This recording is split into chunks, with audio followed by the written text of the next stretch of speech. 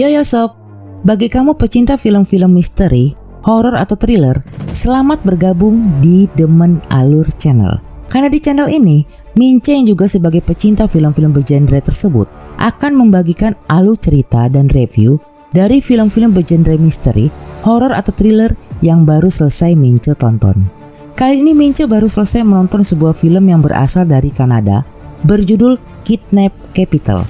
Bergenre drama thriller yang diproduksi dan dirilis tahun 2017 oleh DirecTV dan Redbox di Amerika Serikat.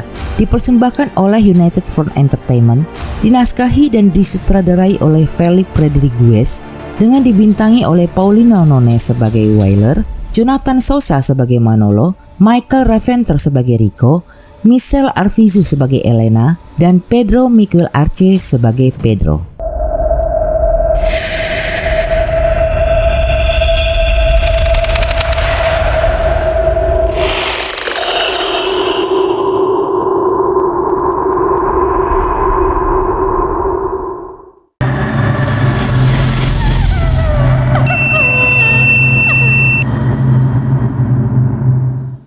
Film ini menarik perhatian Mince dengan semangat 45 untuk menontonnya. Karena Mince mendapat informasi dari berbagai sumber di internet bahwa film ini dibuat berdasarkan suatu kejadian nyata tentang nasib para imigran gelap di Phoenix, Arizona yang terkenal sebagai kota geng jalanan dan kota penculikan. Dan juga sob, film ini ternyata masuk sebagai finalis Best Picture dan Best Director pada Imagine Award tahun 2016. Dan memenangkan berbagai penghargaan di antaranya Chairman's Award pada San Diego Film Festival, Best Non-European Film di ESU The European Independent Film Festival di Paris, kemudian juri Special Mention di Bogosin Bogota Film Festival, dan masih banyak lagi. Nah, sudah kebayang kan bakal keren filmnya? Tetap di Demen Alur Channel karena film ini layak untuk kamu tonton. Kidnap Capital bercerita tentang beberapa imigran gelap asal Meksiko yang diculik, disandera dan disiksa di Drop House, Phoenix, Arizona oleh sekelompok geng jalanan setibanya di Amerika Serikat. Di bawah tekanan penyiksaan, mereka dipaksa untuk menghubungi keluarga mereka dan meminta uang untuk dibayarkan kepada para penyandera. Para imigran gelap pun harus bersatu untuk melarikan diri dari penculikan manusia kejam yang menyandera mereka. Well sob, di kesempatan ini Mince akan berbagi alur cerita dari film ini. Tapi ingat, karena sensasi ketegangan menonton sebuah film bergenre horor, misteri atau thriller itu akan lebih dirasakan jika sob menonton filmnya, maka Mince tetap menyarankan sob untuk menonton filmnya langsung. Tonton terus sampai akhir video ini karena review film ini ada di penghujung video. Jika sob tidak keberatan, mari kita mulai. Tapi ingat, video ini mengandung spoiler.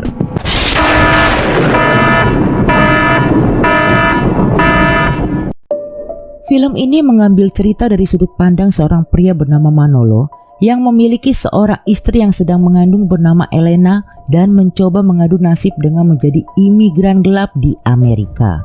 Scenes dimulai dengan menampilkan penculikan 7 orang imigran gelap, yaitu 2 wanita dan 4 pria, dengan tangan terikat dan kepala tertutup kantong hitam, dipaksa masuk ke dalam sebuah rumah yang disebut Drop House atau rumah singgah di Phoenix, Arizona, yang ditinggali oleh sepasang suami istri bernama Wyler dan Kay beserta seorang bayi mereka, dan ada juga 2 orang lainnya bernama Smokey dan Titon yang merupakan kaki tangan dari Wyler. Nah, Wyler ini adalah anggota dari salah satu geng jalanan di Phoenix, Arizona.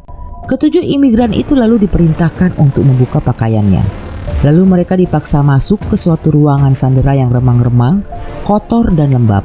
Mereka dikumpulkan dengan beberapa imigran pria lainnya yang juga tak berpakaian dan tampak sangat ketakutan. Seorang di antara 7 sandera yang baru tiba bernama Manolo mencari-cari istrinya bernama Elena yang juga menjadi korban penculikan itu. Akan tetapi ia tak menemukannya. Rupanya penculik menempatkan sandera wanita dan pria dalam ruang sandera yang berbeda. Tak lama Wyler pun masuk ke ruangan itu dan berkata kepada para imigran yang baru tiba, termasuk Manolo, bahwa mereka dapat dilepaskan jika mereka membayar padanya uang sebesar $2.800. Dan makin lama mereka di situ, maka akan semakin tinggi bayaran yang harus diserahkan. Mereka harus menghubungi seseorang atau kerabat mereka melalui telepon yang akan disediakan Wyler untuk menebus mereka. Sementara itu, di luar ruang sandera, yaitu di dalam rumah tempat ruang sandera itu berada, ternyata Elena, istri dari Manolo, ditugaskan untuk membantu istri Wyler, yaitu Kay, untuk mengurus rumah dan menyiapkan makanan bagi para imigran pria yang akan diberikan oleh Elena melalui suatu pintu kecil yang hanya cukup untuk memasukkan makanan. Manolo masih tertegun memandangi ruangan tempatnya di mana berada. Ia masih tampak mencoba memahami apa yang sedang terjadi padanya. Tak ada jalan keluar lain selain pintu masuk tempatnya dipaksa masuk tadi, lalu lubang angin kecil di langit-langit ruangan, dan sebuah jendela yang telah ditutup dengan kayu-kayu yang dipakukan di dinding. Tak lama para imigran di dalam ruangan itu berebutan menuju suatu sudut. Ternyata waktunya makan. Makanan itu dimasukkan melalui pintu kecil di sudut itu. Manilo melihat tangan seorang wanita memasukkan makanan dan menyadari bahwa tangan itu adalah tangan Elena, istrinya. Manolo segera memanggil-manggil Elena, tetapi pintu keburu ditutup. Meskipun Manolo tidak dapat berbicara dengan Elena, tetapi ia sedikit tenang karena mengetahui Elena masih berada di rumah ruang sandera itu berada.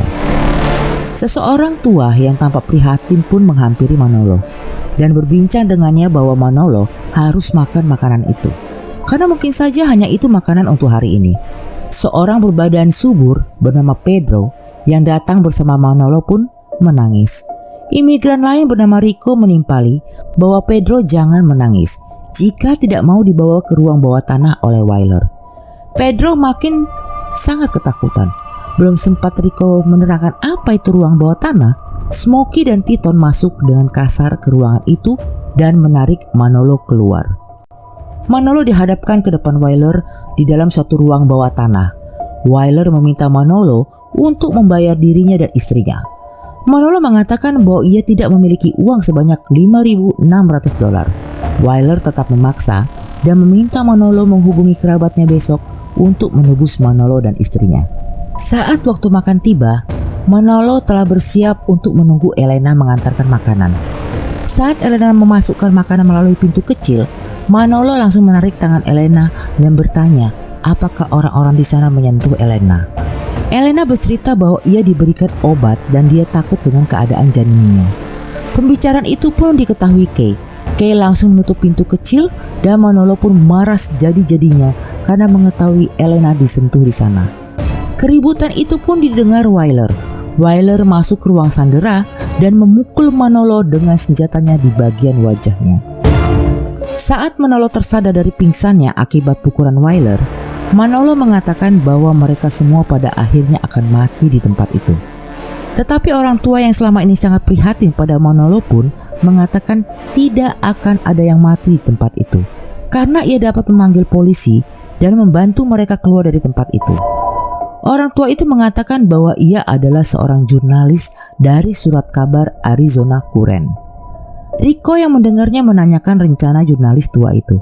Jurnalis itu menceritakan bahwa ia sebelumnya sedang melakukan tugas undercover di Meksiko untuk mencari seorang bandar penyeludupan manusia.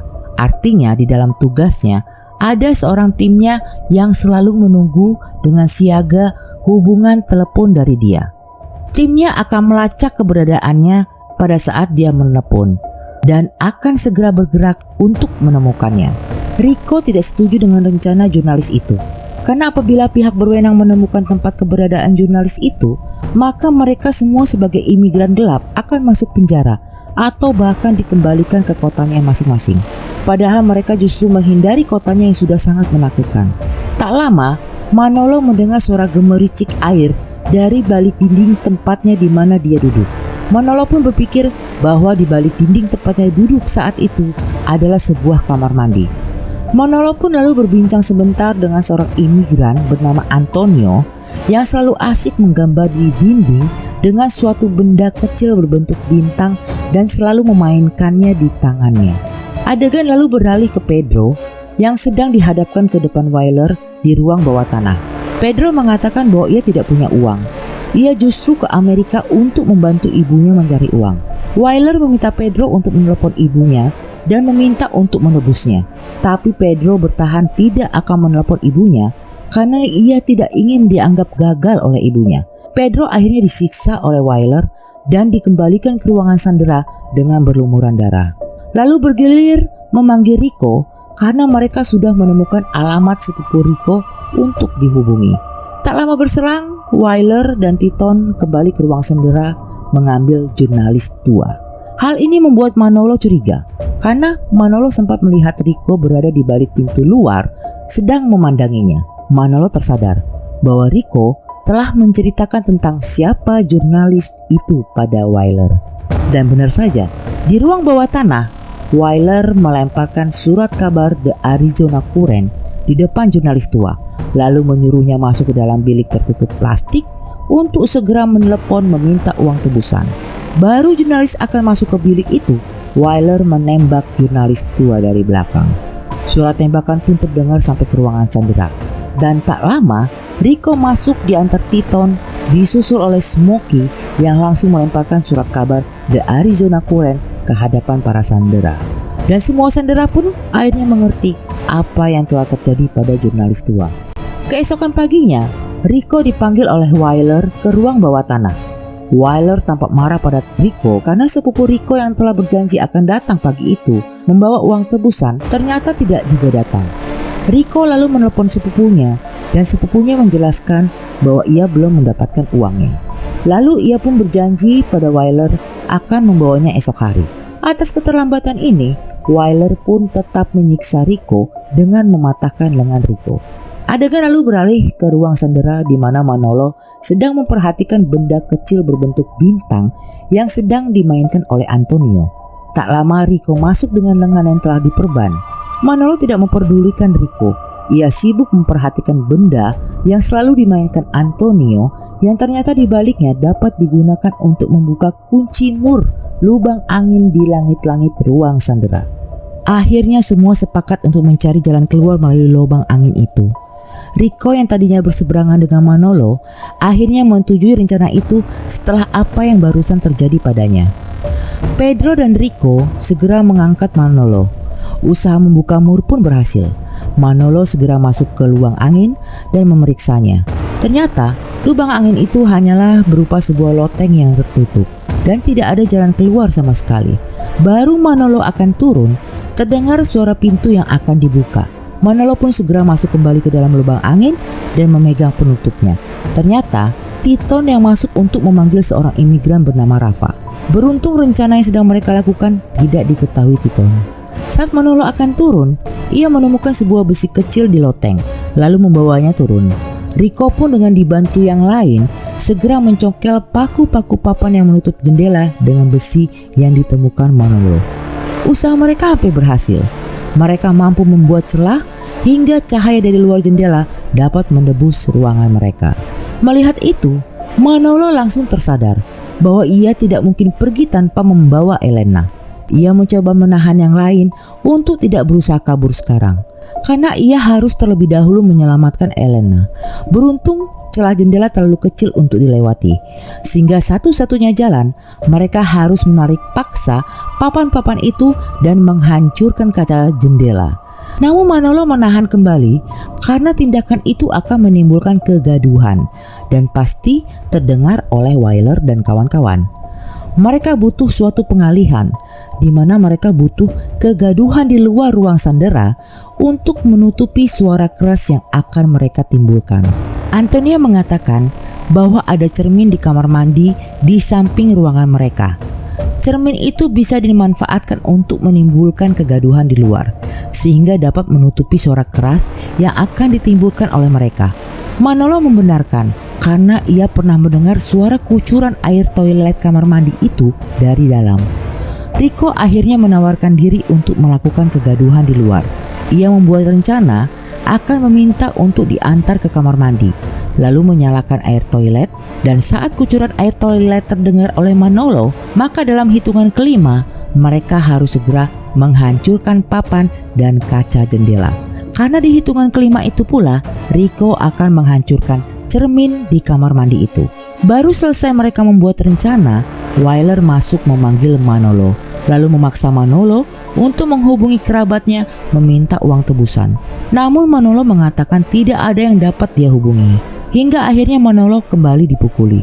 Sementara itu di ruang sandera, Pedro bersikeras untuk segera melarikan diri dari jendela. Namun Rico dengan keras menahan dan mengancam Pedro untuk menunggu Manolo kembali. Karena bagaimana mungkin Pedro mampu meninggalkan Manolo, padahal selama ini Manolo selalu membantu Pedro. Rico meminta mereka menunggu Wyler masuk dengan atau tanpa Manolo. Pedro pun terdiam.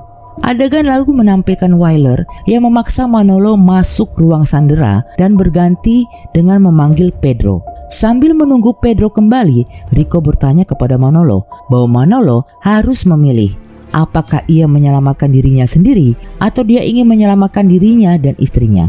Manolo pun dengan tegas menjawab bahwa ia memilih menyelamatkan istrinya Elena. Sementara itu di ruang bawah tanah, Wyler sedang memaksa Pedro untuk menghubungi ibunya meminta uang tebusan. Tetapi Pedro tetap bersikeras tidak dapat menghubungi ibunya. Ia pun disiksa oleh Wyler. Namun Pedro tetap bertahan. Setelah selesai, Titon pun mengantarkan Pedro kembali ke ruang sandera. Namun saat mereka melewati kamar mandi di samping ruang sandera, Pedro langsung mendorong Titon dan langsung mengunci dirinya di kamar mandi. Pedro segera menghidupkan air toilet, selanjutnya memecahkan kaca jendela, lalu mengambil pecahan kaca dan menikam lehernya dengan pecahan kaca.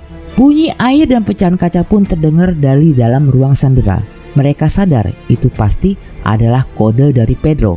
Ya, rupanya Pedro mengambil alih tugas Rico. Rico pun segera memecahkan kaca jendela dan yang lainnya dengan cepat membersihkan bekas pecahan kaca. Di sisi lain, Wyler yang mendengar kegaduhan langsung menuju kamar mandi dan melihat Pedro dalam keadaan tewas. Wyler marah dan langsung masuk ke ruang sandera untuk mengecek para sandera.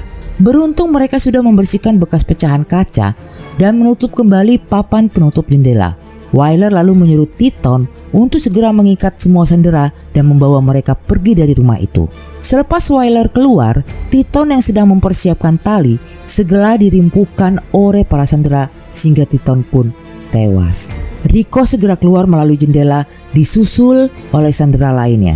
Sedangkan Manolo segera menuju pintu keluar dari ruang sandera untuk mencari Elena di dalam rumah itu. Adegan lalu beralih pada Wyler yang sedang memanggil-manggil Kay istrinya. Rupanya Kay tidak ada. Wyler lalu memasuki ruang sandera Elena. Tepat saat itu Manolo pun masuk dan menusuk Wyler dari belakang. Manolo, Elena, dan seorang wanita imigran lainnya segera melarikan diri ke arah tangga.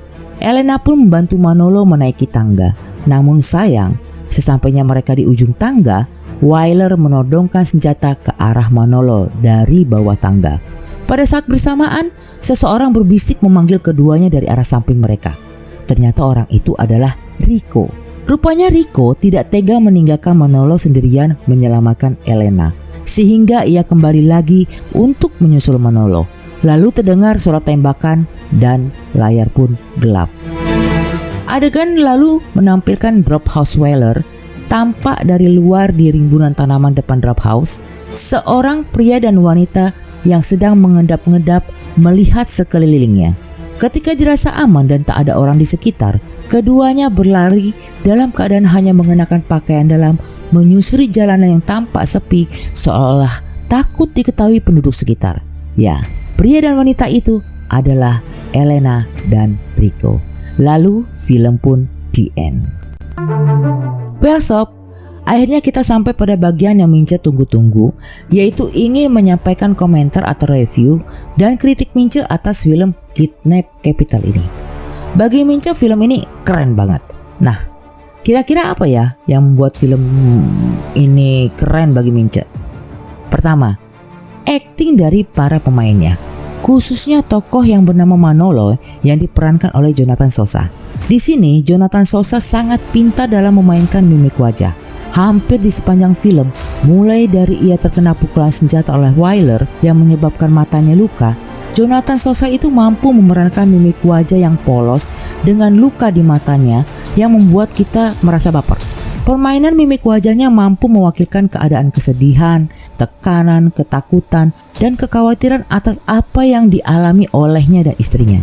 Dan itu mampu ditampilkan olehnya dalam perannya dengan dialog yang minim.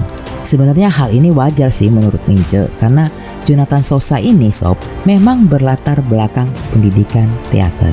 Kedua, film ini merupakan salah satu dari tema film yang Mince suka, yaitu berlatar pada satu tempat, di mana mengambil tempat pada sebuah drop house dengan ruang sandera yang gelap, kotor dan lembab, membuat emosi yang muncul dari seluruh tokoh imigran yang dihantui rasa ketakutan menunggu giliran untuk dibawa ke ruang bawah tanah untuk menghadapi penyiksaan.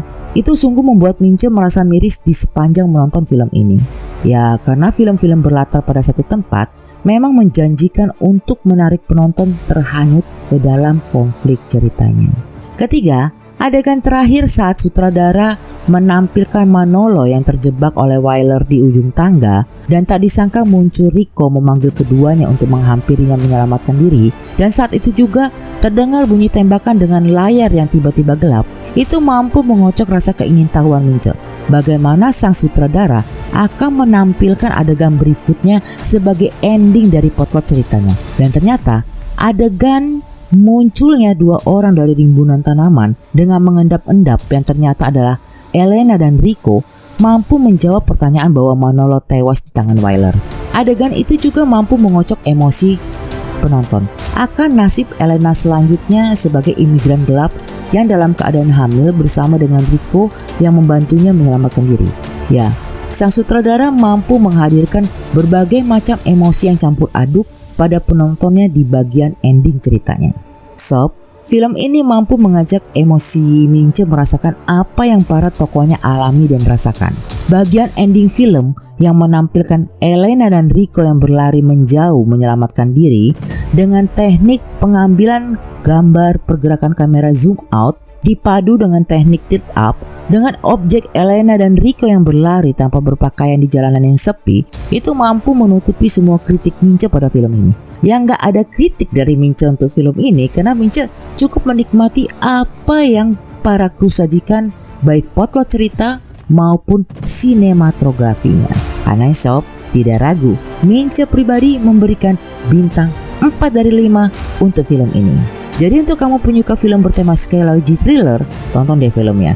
Ini keren banget. Akhir kata, terima kasih sudah mampir ke Demen Alur Channel. Kita jumpa lagi di next film. Jangan lupa like, komen, dan subscribe, serta nyalakan loncengnya agar Mince tetap semangat membagikan informasi, kesan, komen, atau kritik-kritik film bergenre horor, thriller, dan misteri yang baru saja Mince tonton. See you!